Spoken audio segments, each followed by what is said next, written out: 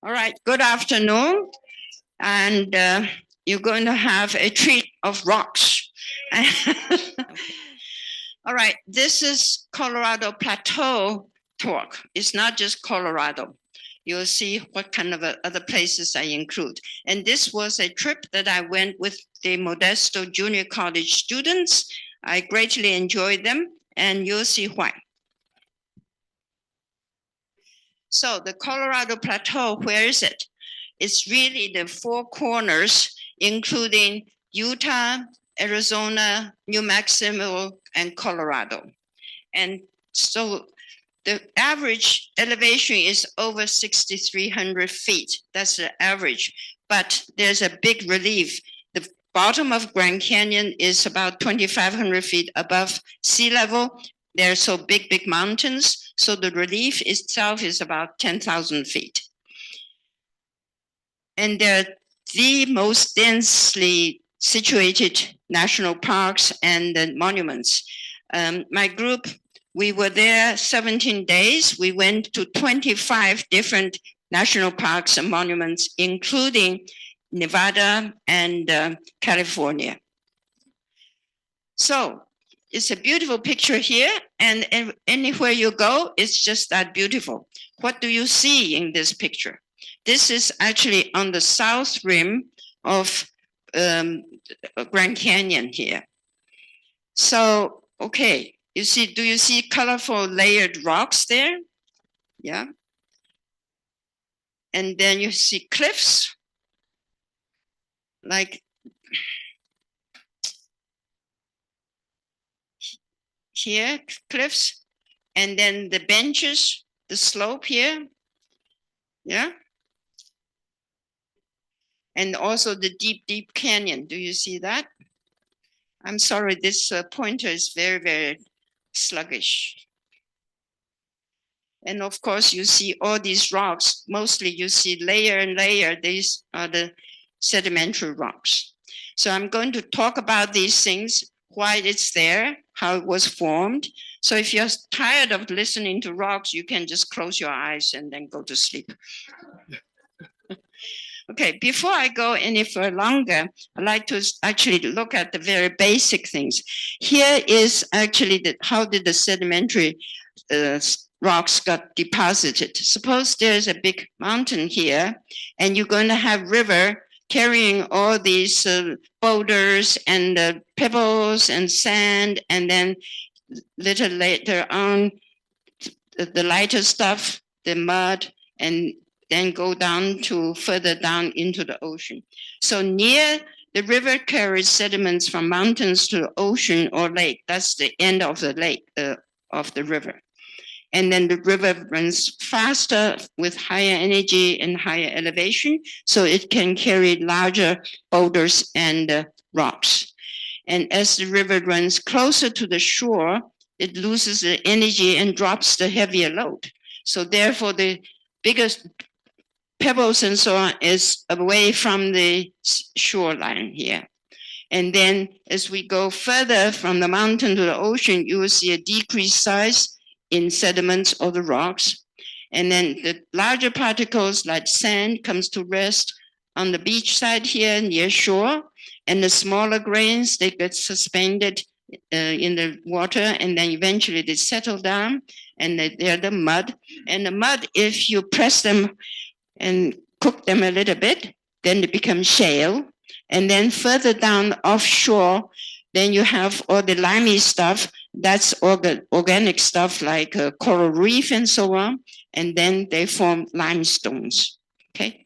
So the sequence is that near shore or on the shore, you have beach, you have sandstone, and then a little bit further out, you get shale, and further out, you get limestone. So suppose you're actually standing still like here at the dot here. So now if the sea level comes in, that means the ocean transgression. That means the sea level is coming closer to the land. Now, first you got sand underneath your leg. And then if the sea level rise, now you get mud on your leg. And then if the sea level keeps on going, now you're among the coral reef.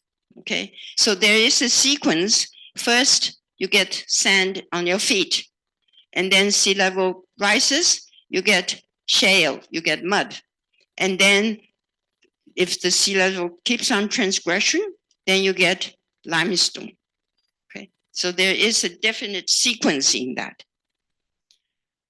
So I get another picture here. This one is when the shoreline first, this is the first beach here. This is your shoreline.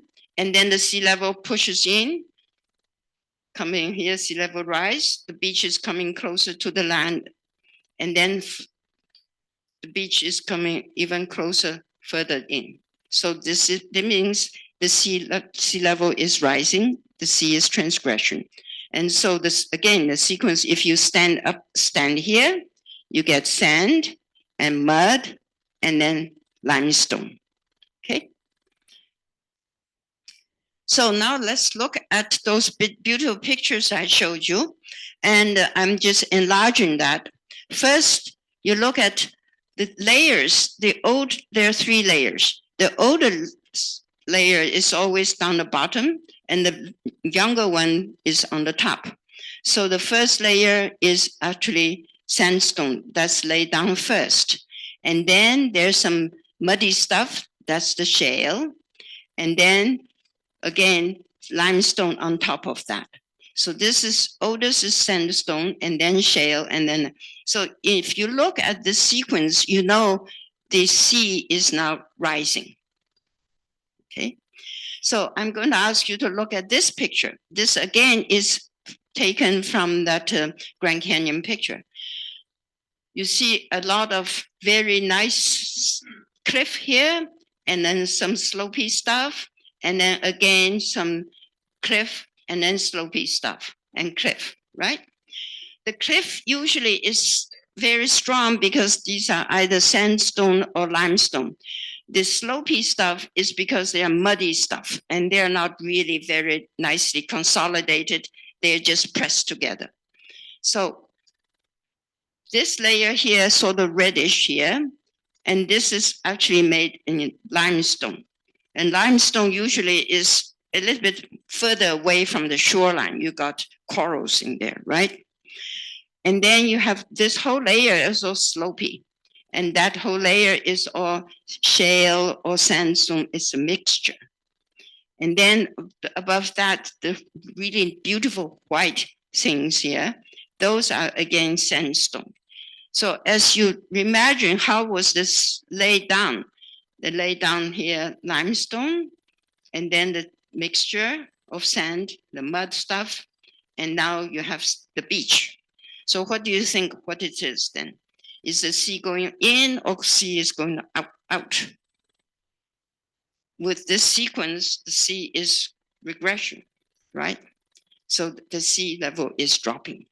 So judging from this kind of sequence, you can say, hey, look, what's happened? Even though those were actually done 550 million years ago, the signature is all there. Yeah. So now let's go a little bit further.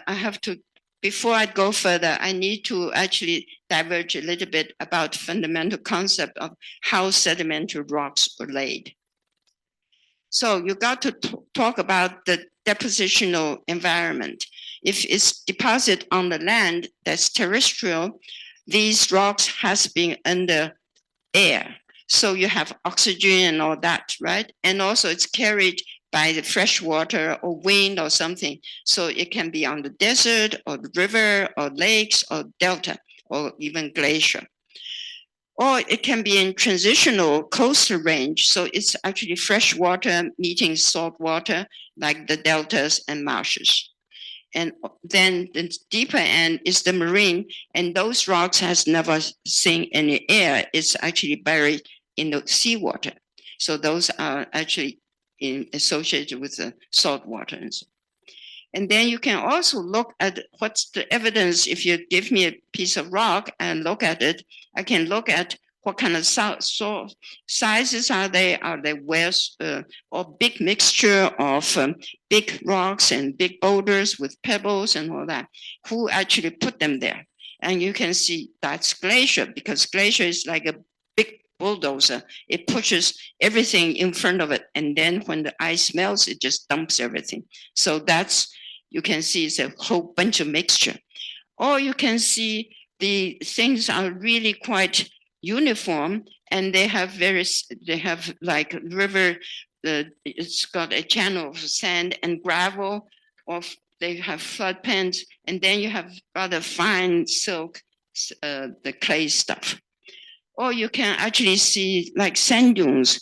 The sand is really rounded and also almost the same size, because only the wind can pick up this kind of particles, and then they make sand dunes. Or maybe it's mud, lacustrine. It's usually very fine things in the lake. So judging from the sizes and how it's sorted, you can probably guess where it's coming from. And then you can see the structure. If you see a sand dune with like the wind direction, or you can see a channel, the river directions, you can see those things. Or you can see the mud cracks, and sometimes because it has to be dried and wet, and maybe it's in the desert kind of an environment, or semi-desert.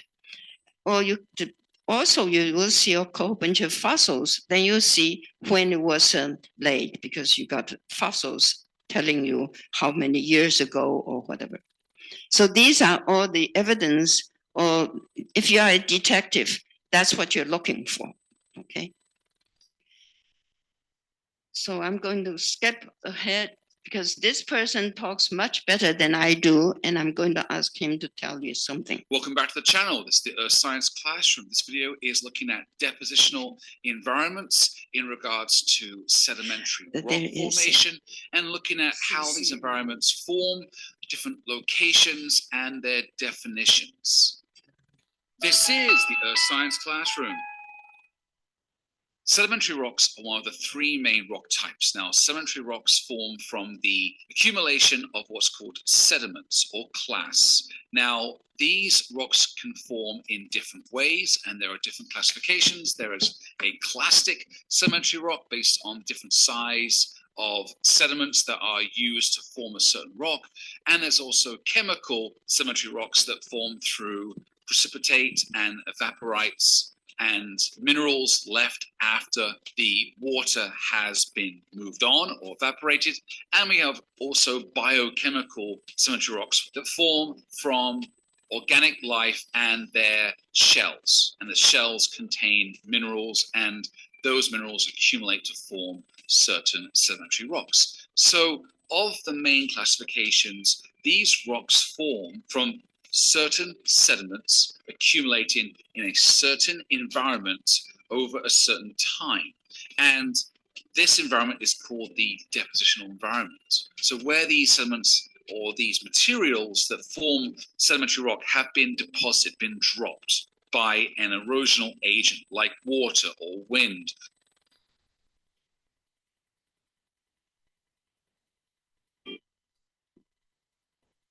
Environments create the rock. They create the sedimentary rock from which we can assess and reconstruct what happened and what that environment was like. For example, what material, what sediment was used to form the rock. We can work back and see what kind of environment would lay down that kind of sediment. So the understanding of a depositional environment is key to understanding what happened in that location to form that particular sedimentary rock. And these environments come in three types. There's terrestrial environments, where the sediments laid down on the surface of the earth above sea level. There is coastal, that in between, where you might have some terrestrial and some aquatic or marine, but you have that flux between dry and saturated environments. So the last one is marine, which is going to be water-based, most likely ocean or sea, or perhaps a very large lake. So as a summary, there are three depositional environments that we covered in this video. There's terrestrial, coastal, and marine. Now, coastal is also called marginal marine.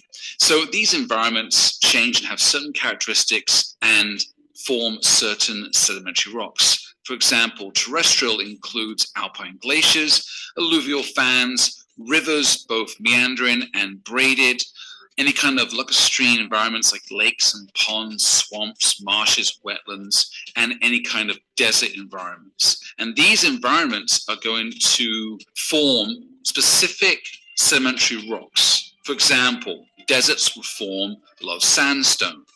Conglomerate comes from glacial till and alpine glaciers. Breccia can also form this way.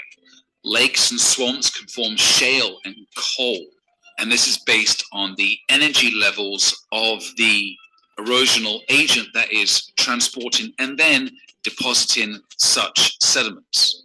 Then we have the coastal or marginal marine environment, which is that in between flux between the dry and the wet, and a lot of the beach environments where you have the rivers flowing into the oceans via any kind of estuary or sound or inlet, which creates these different and unique environments. For example, you might have a river delta, a tidal flat. You might also have a near shore reef, a beach, lagoon, and these environments create certain kinds of sedimentary rocks. For example, a beach might have a lot of sandstone, reef, limestone. Lagoon, you might get some shale. Tidal flat, you might get some mudstone. And then we can get into the deeper parts of the ocean and the marine environments. And this would be your continental shelf, the slope and the rise, the submarine fan, and abyssal plains. So the sedimentary rocks that are formed in this deep marine environments would be the shale and siltstone and limestone on any kind of continental slope. The abyssal plains could form chert, which is the SiO2 fine-grained sedimentary rock. So anywhere around the world on the Earth's crust, on the surface, be it under the ocean, be it on a coastline or on a continent, you can find a certain sedimentary rock.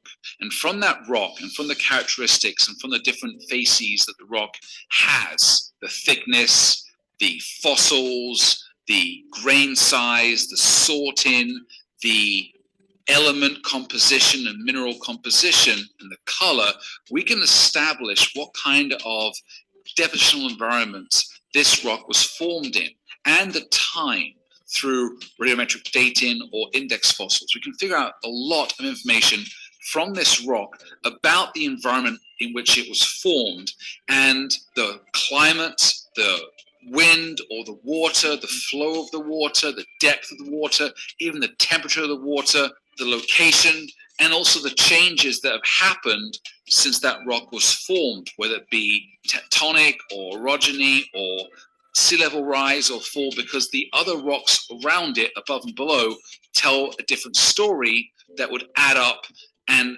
scientists can use this to establish a very detailed paleo environment from millions or even billions of years ago when that rock was formed. So to understand these environments and the corresponding rocks that form is very important, because we use uniformitarianism as that base principle that will happen in the past also happens the same in the present. So these rocks are forming now form the same way as the past. We're using this principle, this law, and applying it to these environments to understand what happened in the past at a certain location. This is the Earth Science Classroom. Thanks for watching the video. If you liked it, please. Okay, so this was actually sort of a basic tools that you have.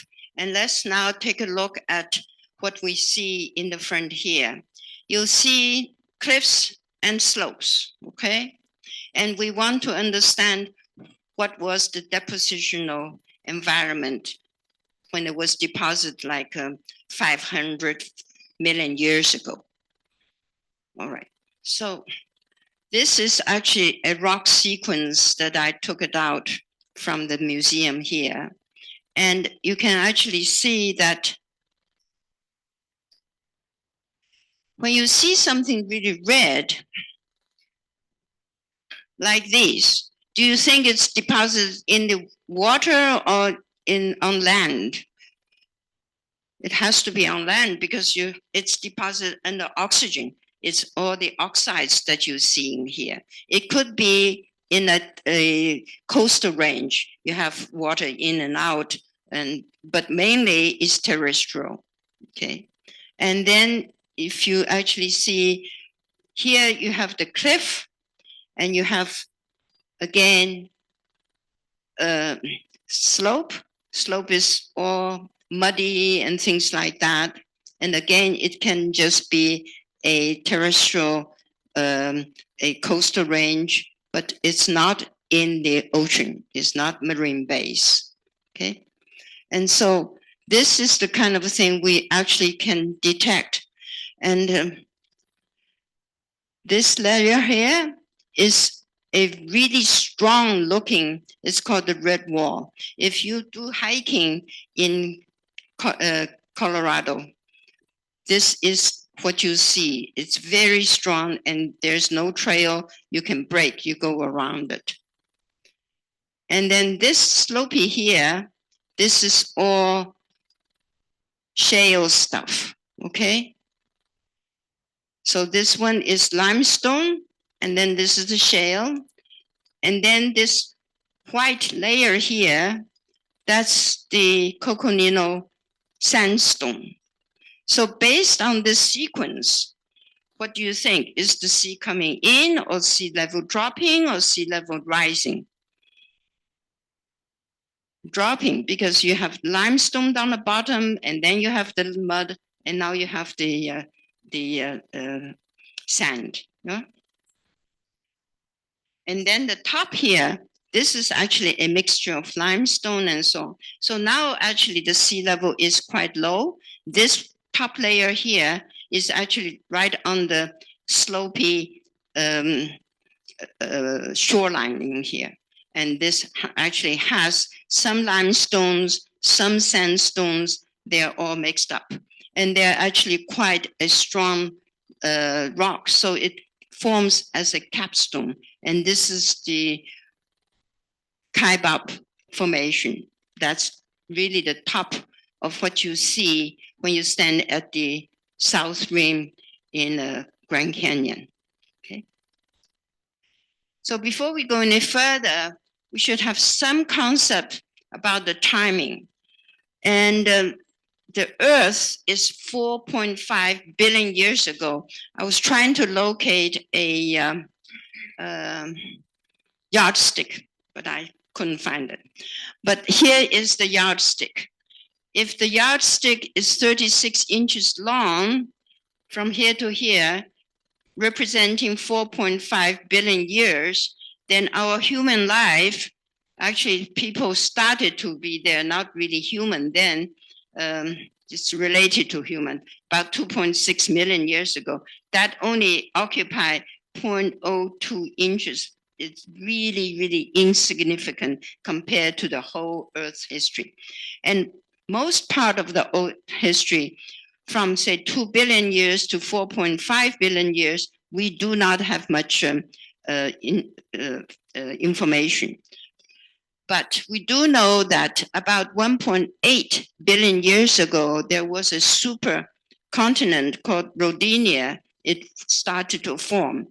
So that means the whole bunch of little bits and pieces of continents get collided, bend into each other. When it does that, it's a little bit like nowadays the Indian continent bending into Eurasian continent, and then you make big mountains. So there, at this beginning here, you have a whole bunch of mountains and also some basins too. And then it lasted until about 700 or so million years ago, and then it starts to fall apart. When it falls apart, what happens is that the continent, your new continent comes up from the ocean floor. And because the water is constant, if you have more continental area, because it fall apart, new crust coming up, the ocean area will be shrinking, so the water will just rise. It's like a type of bathroom. If you shrink the base of the bathroom, the water will rise. So during this time, after it falls apart, globally, the ocean level is all up. Okay. So the Grand Canyon rocks that you have seen, the very beginning, at the very, very end, down in the canyon bottom, that was the rocks. Those are the bedrocks. Those were formed when Rodinia was forming. And then after a million years ago, the great big mountains now become shedded into a whole bunch of sediment, and it's all dropped into the basin. And so this is what we see in Grand Canyon. The ocean level is high and a whole bunch of sediment. So now we're talking about Paleozoic time, which is like 525 million years ago, all the way to 250 million years ago. Okay. And then about 300 million years ago, then we have Pangaea. That's another supercontinent forming. The plates on the globe is like a accordion. These plates floating around, they come together and they fall apart. They come together and fall apart. Okay, so when Pangaea comes, that's about 300 million years ago. It fell apart about 200 million years. It was a very short time, it's only 100 million years ago. But this is the time also, the first part of the Paleozoic time is very calm. There's no tectonic forces, nobody pushing underneath or whatever. It's just a whole bunch of sedimentary rocks depositing layer by layer. That's what we just saw. But towards the end of Paleozoic time, then when this new continent comes up, again, you have big mountains and volcanoes and all these disruptions. And then it lasted into the Mesozoic time. And so the Mesozoic time is actually a rather busy time, a lot of tectonic forces, and then plates are moving and all that stuff. And so that's like the middle age of the Earth, where we can see things. It's not the middle age of the whole Earth. Okay. All right. So Grand Canyon rocks were deposited from Proterozoic to Paleozoic time. It's this part all the way to Paleozoic. And then the rocks where you see beautiful red ones. How many people been in Zion National Park? Yeah, a whole bunch. How about Arches? Yeah. And how about Capitol Reef? Yeah. And so these rocks are mostly deposited during the 250 million years ago to 65 million years ago in the Mesozoic time. And that's the time when the ocean level is the lowest also. So you have a lot of terrestrial deposit, and that's why it's beautiful colors, or red and sometimes green and all that stuff. It's not actually formed in the ocean. It's not limestone. It's usually shale or sandstones. Okay.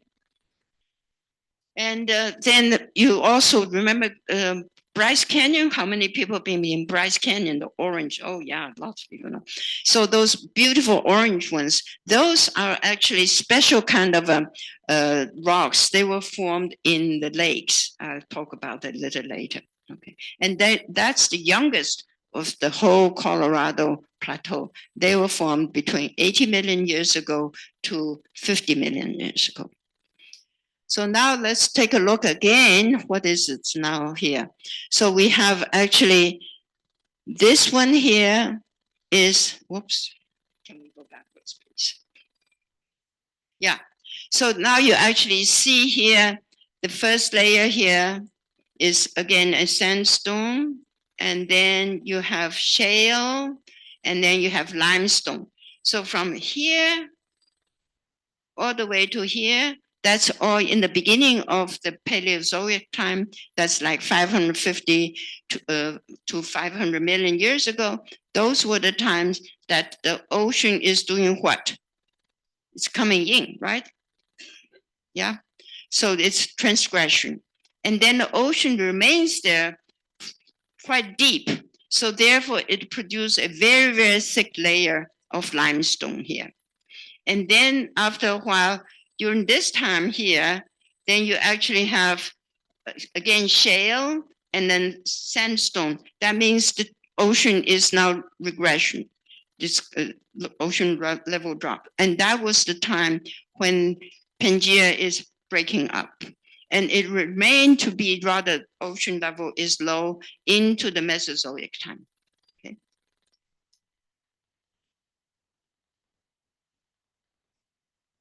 So now we go back to the very, very beginning. That means I'm going to go to the Grand Canyon bottom here. So this is, do you see where the canyon is? Right down there. And this is the layer cake, okay? And this is the Bright Angel shale, yeah? So the very, very bottom is right in the cracking here. We were very, very lucky. You can go down to the bottom either by boat rafting trip, or you can go hiking all the way, which is very, very hot and very, very strenuous. But the professor actually knew a way, a dirt road. We actually drove down. That's the road that they usually pick up the boats in here. And we were actually worried because the night before we had a huge, huge hailstorm and the roads were all washed out. And when we got there, in fact, there was a sign to say road closed, but the professor somehow wangled his way and we went down there. And it was really absolutely wonderful when you can stand there and touch these 1.8 billion years old rocks. Now, these rocks are not sedimentary rocks. They have had a very tortured life. They've been cooked, they've been buried for billions of years ago. So they're all contorted, okay? And then on top of that, this layer here you see is not sedimentary rock at all. You can see it. It's totally different from those layer cake, right? So the layer cake here is from 540 to 250 million years ago. That's the Paleozoic time. That is when the sea level coming in and out and so on. And it's a very peaceful time. Yeah. So sedimentary rocks tell the deposition environment from the rock type and this and that. We already talked about that. So I'm going to ask you, when you see this, this is also in the Colorado Plateau. It's not actually at the South Rim, but you go a little bit to, say, Canyonland or whatever, you'll see these things. So what do you see? This is really a strong, strong rock, right? So it has to be either sandstone or limestone. It's not shale. It's not made of mud, yeah? So this actually was deposited. These rocks are all deposited in the Mesozoic time, 250 to 65 million years ago. This one is the Wingate sandstone, and they were deposited about 200 million years ago with rather uniform sand grain, and you have cross bedding, which is the like a sand dune you see. So what do you think the environment was? Who put it there? Wind. So those are wind deposits. It's not a river or whatever, okay? Because the size is really quite uniform and very small. And then, so this is what I'm talking about. And then it sits on top of something slopey here, something slopey, and also something rather strong and then slopey. This whole business is the Tsing Formation. The Tsing Formation is actually right underneath the Wingate here. And you can tell from this slopey stuff, it must be in the transition zone, like on the shoreline or the coastal line or by the delta, somewhere like that. And also because of this beautiful color, you know it's actually from the river or something like that. It's not from the ocean. Yeah, in fact, it was a floodplain, and it's actually a tropical swamp. Well, how do we know it's a tropical swamp? Because later on I show you, you have fossil trees in there, and judging from the trees, you know what kind of weather it was. And also, interestingly enough, this bluish color here, these were actually some volcanic ashes mixed in there. The volcanic ashes actually brought in a whole bunch of uranium, and that's very, very important for Utah. The Moab is used to be called the capital of uranium. So the different colors indicated the terrestrial or transitional deposit, not marine. Yeah. So look at that. What do you see here? It's a huge, huge sandstone, right? And this was actually from Zion National Park. So I think people who went to Zion probably remember it's at the eastern entrance there. So right away you can say, can you see almost horizontal line? There are a whole bunch of slanted line. This is really the old sand dune. So this is a fossil sand dune. And therefore, you know, this is actually wind deposit. Okay. And then this is called checkerboard. So that's a checkerboard. So also, do you see that there are some vertical lines in here? These are lines because this is a rock here. It's going through freezing and thawing, and then the rock gets sort of cracked. And then that's where all the fracture comes in, okay? So when this was deposited, the Colorado Plateau was very dry and also pretty warm also. So are all the layers of these rocks that we saw, are they all sequential time 1, time 2? Are there actually missing layers, like the missing pages in a history book? So how do we know? Are there missing layers? Well, we take a look at that. We go down to the bottom again. I'm going to enlarge this picture like this. This one is right around here. I just make this a little bit bigger so you can see it. What do you see here? Do you see always horizontal layers? No. Do you see something like that? Layers like that is sort of dipped. It's not horizontal. Remember, things were deposited usually horizontally. Only when afterwards somebody's pushing you, squeezing you, then it gets uplifted, it's tilted, okay? But then on top of those tilted stuff, then you see the horizontal layers, right? So can you tell me now which layer comes first and which layer comes next? See, the red one comes first, or the blue, the tilted ones first? Has to be the tilted one. It's down the bottom, right? Down below. Yeah. And and between these layers, tilted layers and the horizontal layers, there's a missing gap of history, erosion, about 550 million years ago, judging from the age of the rocks, okay? So where else you think is missing? You look at the very, very top here.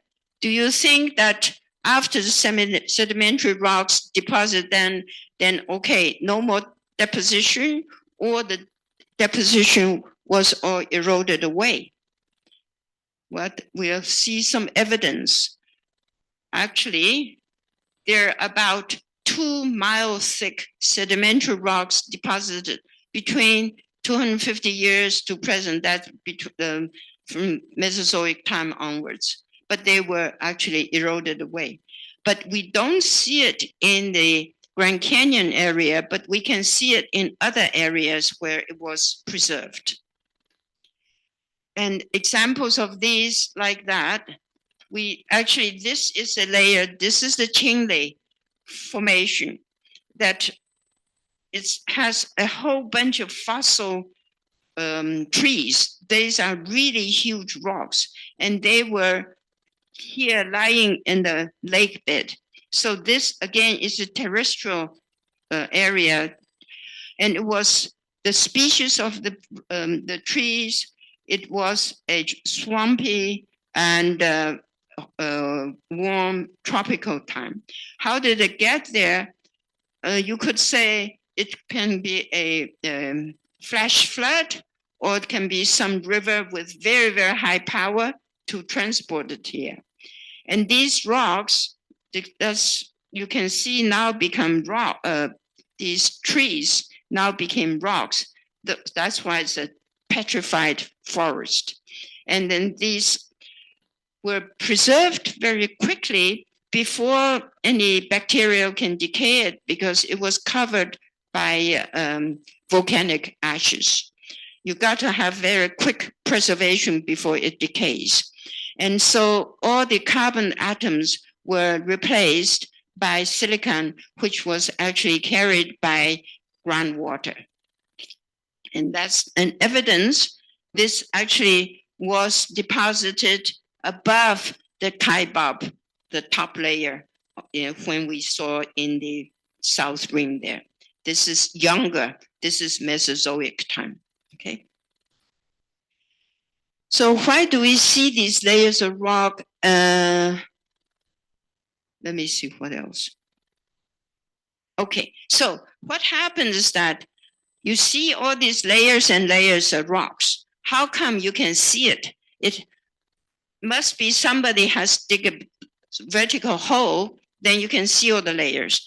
Fortunately, we have this land coming up, which is called uplifting, and then the river keeps on coming down. So now you see these big canyons, and then you actually see these layers and layers of rocks. Without the river cutting down, you will not see it. You just see the surface, right? So the uplifting events are episode 1, 2, 3. They're not continuous. From 80 to 50 million years ago, there was an episode, and then it was quiet. And then 35 to 50 million years ago, another time, and then 5 million years ago to present time. So the most of the cutting that you see is actually the most recent, from 5 million years onwards. So that's where the canyon is formed. So the canyon itself, cutting down by the river, is very, very young, even though the rocks were very, very old. Okay, so I'm going to show you another script. Okay, let me just talk this very fast. Why is the uplifting? Who is underneath pushing it up? And so you say, all right, there's plate tectonics involved. Those are the plate motions. So there are oceanic plates and there are continental plates. So far in the west coast, we have the Pacific Ocean, and there is a plate called the Farallon plate, and that was subducting because it's denser than the continental plate. But when it's subducting, it doesn't have all the same angle here. See, this angle here is steeper, and then it flattens. When it flattens, it goes right underneath the continental plate in here, and that's where the problem comes. When it's come flat like that, it can actually push this up a little bit, and that means the whole land is going to be pushed up. There are many, many different theories why the uplifting is there. I'm just going to give you one, which I think makes a lot of sense, but it is still ongoing research, okay? So this plate going down here is a flat, and then it decided to change its mind again. It changes an angle. When it changes angle, it goes into the mantle. Mantle is really the molten rock, and because the oceanic plate is a little bit colder and has all the water, and then so it melts the molten rock, and molten rock comes all the way up, and then that's where your rocky mountains are. Over here also, when it first came about 180 million years ago, when it comes down, it makes big mountain, and that was our Sierra Nevada. Okay, but during here, when you're making mountains, you look at there's a little bit of quartz, molten material. Those are heavier, but because it's hot, it becomes buoyant and then it goes up. But when it gets up there, it gets colder, so it becomes dense and then drops again. So that's when it drops, then it creates a sort of space, and so let the other molten rock fill in the space. When it fills in the space, it pushes up the continental plates, and that's where the Colorado Plateau is. And also, as you notice, when it pushes up, it actually can penetrate into the plates, continental plate, and it will actually give you volcanoes. So this actually can explain several things that you see. Okay. So that was a very quick explanation what the plate was doing, and that's really only one theory. It's lots and lots of articles on different things, but mainly is that the uplifting is a tectonic event. Okay, so now how do we know there's uplifting? You got to show me some proof. The proof is that if you have a river, if the river is on a flat land, it usually sort of wanders around and then meandering, and it migrates. It's a very lazy kind of river because it's very flat and just goes around like that. But here is actually a aerial view of the Green River. You see the meandering river like that, and it's actually way down, 2,000 feet down. The canyon here is very deep. Green River is part of the tributary, one of the tributary rivers of Colorado River. And so the meandering river, if you don't do anything, it just lies on sort of a flat surface, it migrates. But if uplifting, it restrains it. So it stops the meandering river. So what does the river do? It has to cut down deeper and deeper. That's when you actually see the beautiful canyons. And thanks to these rivers, then you see all the layers underneath our feet. Okay. All right, so now we have discussed the depositional environment. We have discussed the uplifting. So let's take a look at the power of sculpturing of the water. So the water, they do two things. They weather they break down the rocks, and then they transport the rocks. So this is called weathering and erosion. And I'm going to show you a pictures. How many people have seen that? It's in actually the Dead Horse Points in Utah. And there are layers and layers of rock.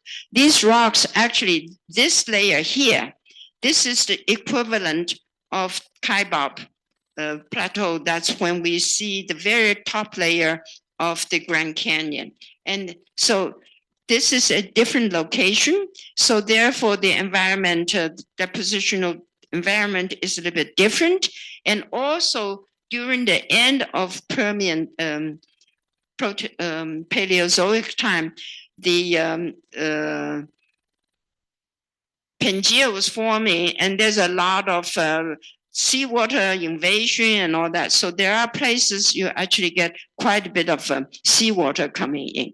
All right. So therefore, you actually have this salty kind of a thing. It actually has salt in there too. So from here all the way up here, this is the Nevada sandstone, no, Navajo sandstone, yeah. And so for millions of years, the water would dissolve the cementing minerals in the sand grain and breaks it down. So sandstone breaks it down and then being carried into the water. And when the sand in the water is a very, very efficient liquid sandpaper, it's just sculpturing the canyon walls and then cutting down the canyon walls wider and wider like that. And so the speed of erosion from a river, it depends on the slope of the river. As the plateau rose, then gradients increases, so does the erosion. And this is what we see at Grand Canyon and in canyon lands. The river just cut down deeper and deeper as the land uplifted mostly it happens in the last 5 to 10 million years ago. So do you recognize this place? The Horseshoe Bend in Arizona, same thing. You can see the Meander River cutting it down. The strong river, the strong Navajo sandstone stands there. The other stuff gets all eroded away. Okay. And do you remember? Do you see that one? This is actually Gooseneck State Park. Have you been there? Yeah. Okay. Yeah, again, it's the meandering river. These were the old river paths, and they just kept on going there, and the land gets up, and then it cuts down way down. And that's Canyon Land. This is like a miniature Grand Canyon, actually. Again, all this is all because the river is cutting it down that way. Yeah, and it cut down and take away a lot of sediment. Those sediments all ended up in the Gulf of California. And do you also see the differential erosion? Some stones are stronger than the other ones. The stronger ones become cliff. The weaker ones become slope. And that's Canyon Land. And you see mesas, buttes, and the pinnacles and all that. That's all because of different weathering here. And then when you have actually mesa, you have a rock. But if the rock is wedged, thawed, and freezing, then become weakened. So the vertically it was split, and then it gets eroded away. So then become narrower and narrower. And eventually the whole thing is going to be erosion. All gone. And that, do you recognize this? This is the Bryce Canyon. It's really, really orange, very, very beautiful. And this is the youngest rock series in the Colorado Plateau. And they are lake sediments solidified into this young rock formation, and the varying colors are from iron and manganese, and they're formed in freshwater lake deposit. And again, it's differential erosion. So you have the hoodoos and spirals, and really, really beautiful. Okay, so we also see a lot of arches and things in the Arches National Park. Who's been in Arches National? Yeah, okay. So we see things. What's all this about? The things is because you have sandstones. They actually were deposited on the sand, on the salt mound. Remember, I was telling you about 300 million years ago, there's a whole bunch of sea coming inland and so on.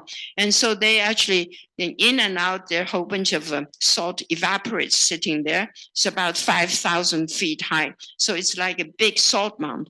And on top of that, you have layers and layers of sedimentary rocks. And then after the layers and layers of sedimentary rocks are eroded, then water seeping through, and then it dissolves the salt underneath. So all of a sudden now you see these rocks as very unstable feet. So it cracks and so on. And so when it cracks, and then on top of that, you also have rain. If you have a little bit of acid rain, it dissolves the cement material, calcium carbonate. And so then it becomes slivers, things that left behind.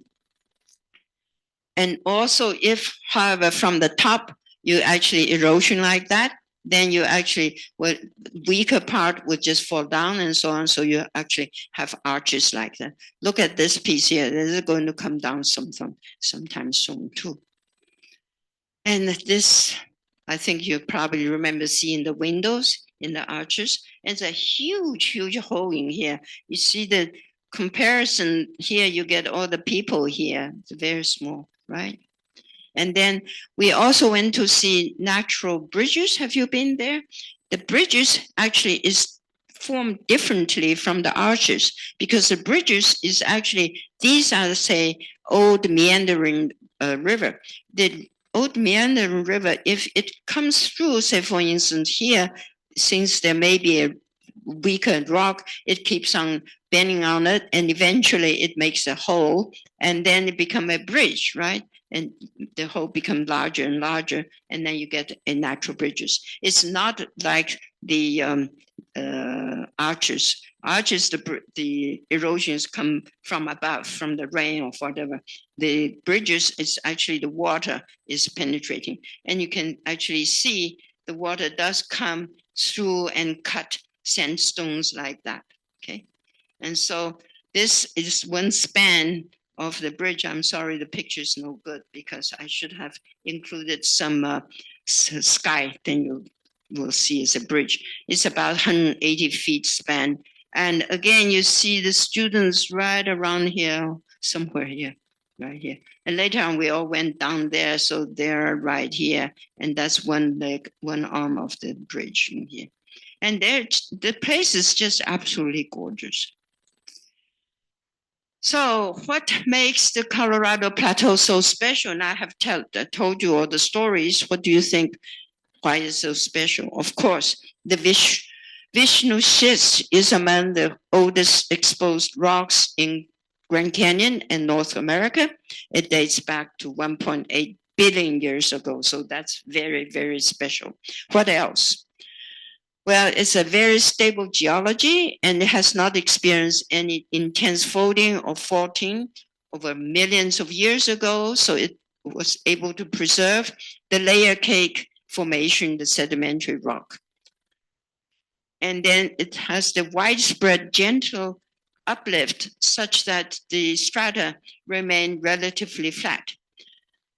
And then you have large rivers and their tributaries, and the modern arid climate. You compare with other places in the globe, like Egypt, you have Nile's river. That's a very, very big river, and they also have desert arid climate, but they do not have this wonderful buttes and canyons and all that because they do not have the uplifting. That's why it's so special.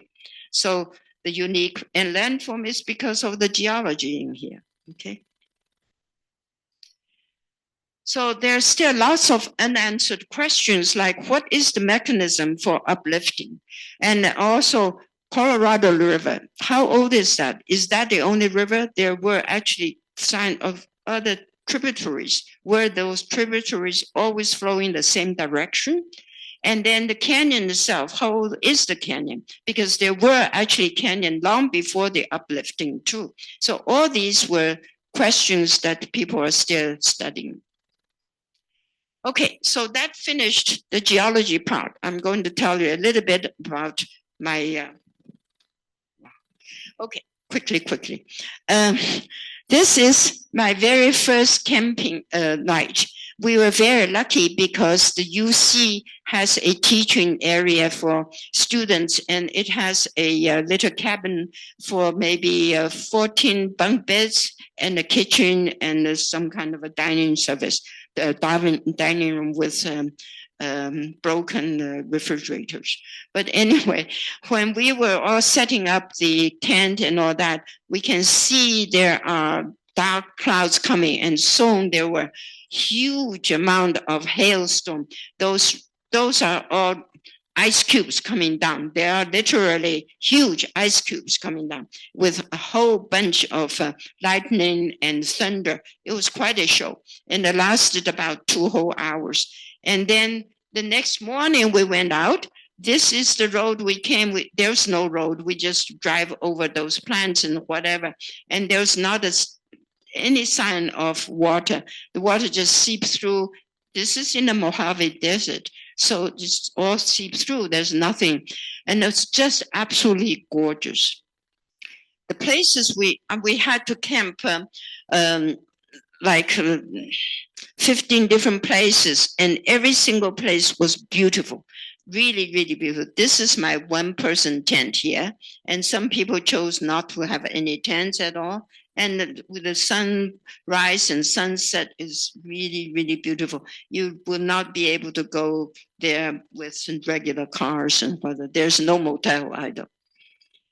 Okay, this is our kitchen and our food storage, and this is volunteer who actually planned our menus and store our food and got our food. But every night, 8 o'clock, we come back, we set up some places to cook, and we all chip in to prepare. Again, it's all beautiful, beautiful areas we are there.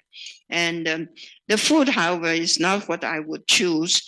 The breakfast is usually when you prepare your breakfast by choosing a lot of different cereals and stuff and fruit and so on. And then you also try to make your sandwiches, and the sandwiches are usually some kind of preserved meats and some peppers or something, hardly anything green. And then that's why I had 14 days of peanut butter sandwiches. But there are these students. We had, I think, 18 participants, and 10 of them are real students. The rest of them are like myself, lifelong learners. And these students really worked very hard. They did all the junior ranger homework, and so they all get badges. And then this student told me that she got 25 badges. That's why I know that we went to 25 national parks and monuments. And this professor actually assigned us each a place that we own, so that we actually would talk about the place, the geology, the people, whatever you want to say. And we each, I'm very impressed how well these students prepare. They prepare posters and this and that. And so it was a great learning experience. And this is Modesto Junior College in the Central Valley here. And thanks to the professor, who is the one-person geology professor, Gary Hayes, and he's also a wonderful organizer, fantastic sense of humor. So that's the end of that.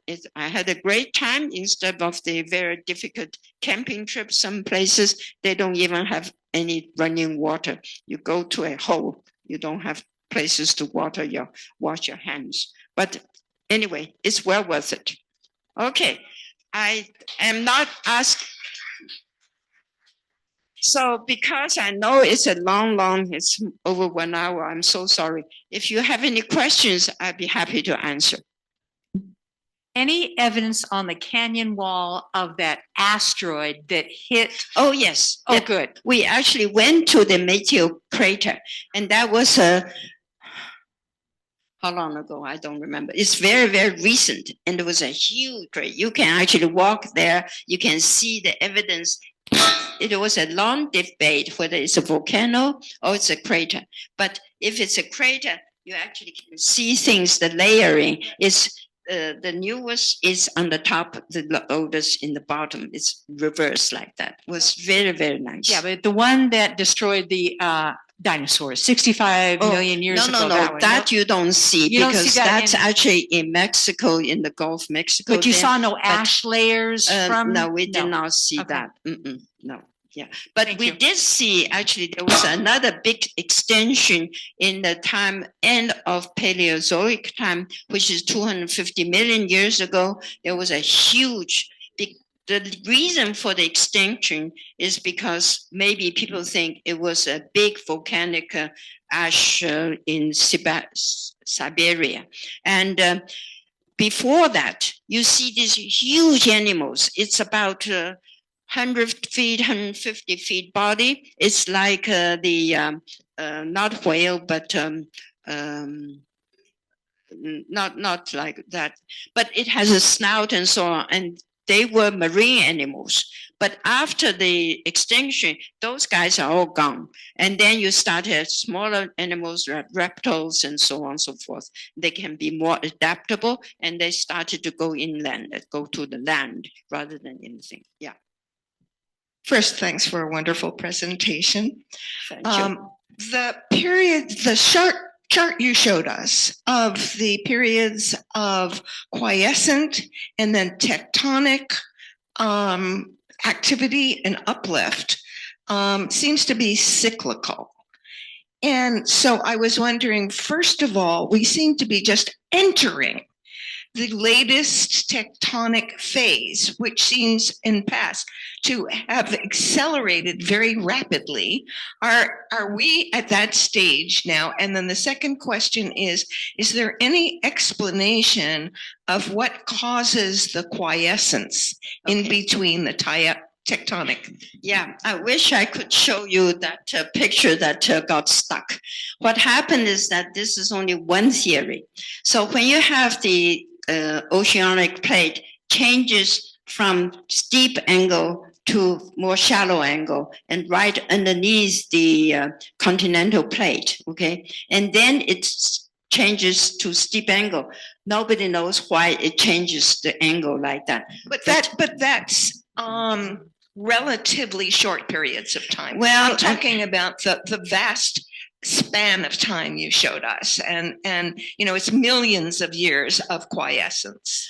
Okay, the 300 million years in the Paleozoic time, that was the time when the whole globally the ocean is rather high, because that was the end of this big Rodinia continent fell apart. Okay, so that was relatively quiet. And then you come with Pangaea, that's another supercontinent forming. But during that time, there were actually uplifting and all that. There are a whole bunch of mountains, but those evidence are long eroded away, so you don't know. Yeah, so the only evidence you can see is maybe what we see now, the layer cake, and then the ancient Rocky Mountains, you don't even see that. And that was when Pangaea, 300 million years ago, forming. You don't see that. That become all sediment that lay on the top of something. Yeah. Which is older, the Sierra or the Rockies? Oh, Sierra is much younger. 1 second. Sierra is older, but the Sierra that you see today is not the same as we talk about 180 million years ago. Those were all gone. The Sierras today you see slanted, that lifted up on the east side where you have Mount Whitney and all that stuff. It's the whole block that's got lifted. It really has nothing to do with the older Sierra. But what the older Sierra formed very much like today's Cascade area. But that old Sierra, it was formed like it stopped blowing eruption like 80 or 100 million years ago. And then it's all flattened. You can see a lot of those rivers, that how come it goes up and down. And that's the evidence the Sierra was gone those days. Yeah.